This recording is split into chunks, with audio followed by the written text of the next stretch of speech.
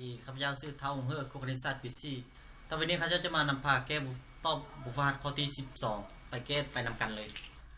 สิ่งที่เฮาฮู้ขอให้มาเฮาฮู้แม่นลักษมีของแว่นเท่ากับลบ60สันติคันเฮาเห็นว่าเท่ากับลบ60สันติมันจะแม่นแว่นคงส่วนครับ AB เท่ากับ4สันติหรือว่าขนาดของวัตถุเท่ากับ4สันติระยะหรือว่าที่ตั้งของวัตถุเท่ากับ40สันติสิ่งที่เขาต้องการให้ซ่องแม่นระยะซูมเท่ากับเท่าใดระยะฮูบเท่ากับเท่าใดและก็ขนาดของฮูบเท่ากับเท่าใดเอาซอกระยะซูมจากสุด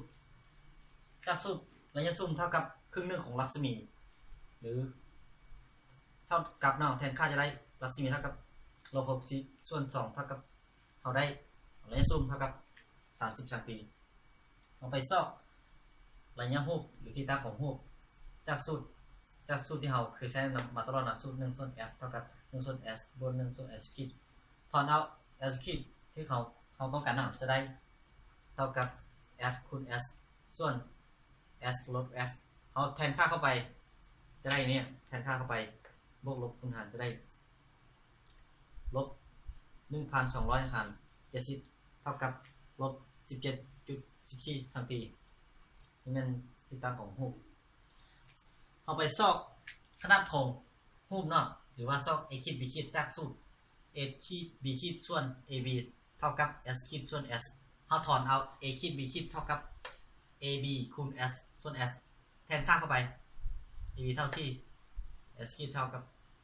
1,200 ส่วน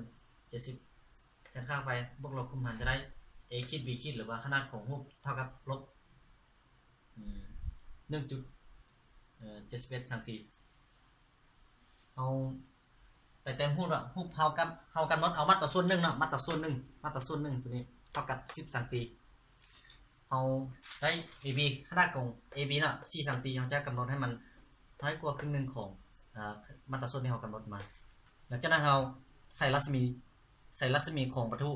ขนาดกับเกณฑ์ต้นมันจะสะท้อนส่วนเกณฑ์ยาวของรัศมีแสงสะท้อนจะไปพันจุดศูนย์ f และรัศมีแสงที่2มาใส่รัศมีแสงจากนี่เนาะใส่รัศมีแสงมันจะส่วนเกณฑ์ยาวของมันจะไปพันจุดศูนย์ f และมันจะสะท้อนกลับคืนขนานกันกับแกนต้นของมันจะสะท้อนหลังจากนั้นเราสังเกตเห็นไหมส่วนเกณฑ์ยาวของทั้งสองเส้นไปตับกันอยู่ทางหลังแว่นมันจะได้แบบรูปดวงเนาะแม่น a ขีด b ขีดแม่นตัวสีแดงๆนี่เนาะมันจะได้ขนาดของมันจะที่ตั้งของมันจะเท่ากับ17.14 สันติเนาะมันจะอยู่ในประมาณนี้เพราะว่าเครื่องนึงอยู่ในนี้จะอยู่ไปในประมาณนี้เราขอย้ำคืนตัวนึงว่ามาตราส่วนที่เรากำหนดมามันเท่ากับ10 สันติเมตรสำหรับข้อ12หมดเพียงเท่านี้เนาะขอขอบใจหลายๆ